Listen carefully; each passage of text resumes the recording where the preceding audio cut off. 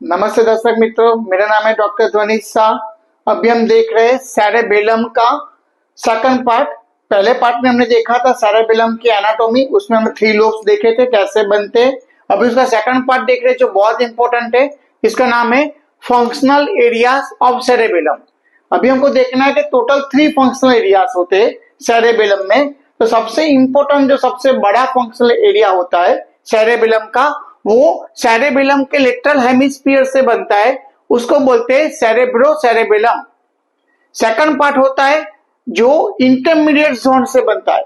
आप यहां देख सकते हो, ये इंटरमीडिएट जोन ड्रॉ किया हुआ है जो anterior posterior lobe of the cerebellum के हेमिस्फीयर से कनेक्ट करता है और ये वर्मिस को भी इंक्लूड करता है। ये इंटरमीडिएट जोन जो एरिया रिप्रेजेंट करता है वो फंक्शनल एरिया को बोलते हैं स्पाइनोसेरेबेलम।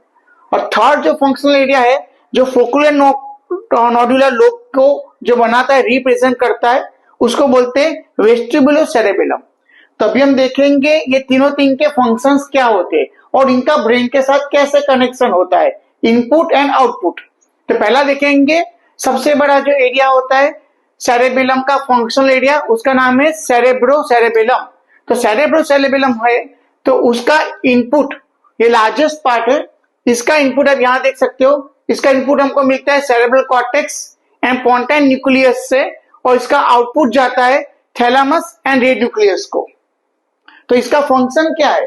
तो सेरेबेलम का फंक्शन है, पहला है planning of the movements and motor learning, second है regulate the coordination of the muscle activation and very important in visual guided movements.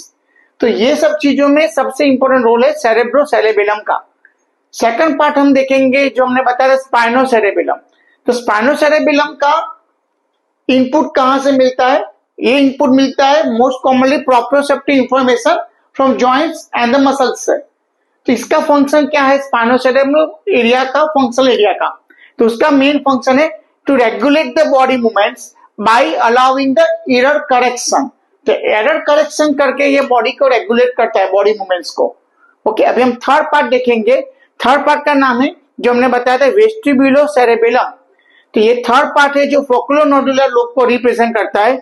उसका मेन इनपुट एंड आउटपुट ये बोथ आता है वेस्टिबुलर सिस्टम से, इनपुट आता है, उसका आउटपुट भी जाता है वेस्टिबुलर न्यूक्लियस में। तो इनका इनपुट एंड आउटपुट दोनों सेम ही जगह जाता है और इसका मेन फंक्शन है कोऑर्डिनेशन ऑफ द बैलेंस।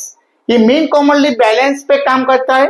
और सेकंड है इसका ocular reflex, fixation of the gauge, उसको फिक्स करता है ऑन द टारगेट मूवमेंट्स पे या टारगेट ऑब्जेक्ट पे। तो ये हो गए तीन functional areas of the functional parts of the cerebellum. Thank you.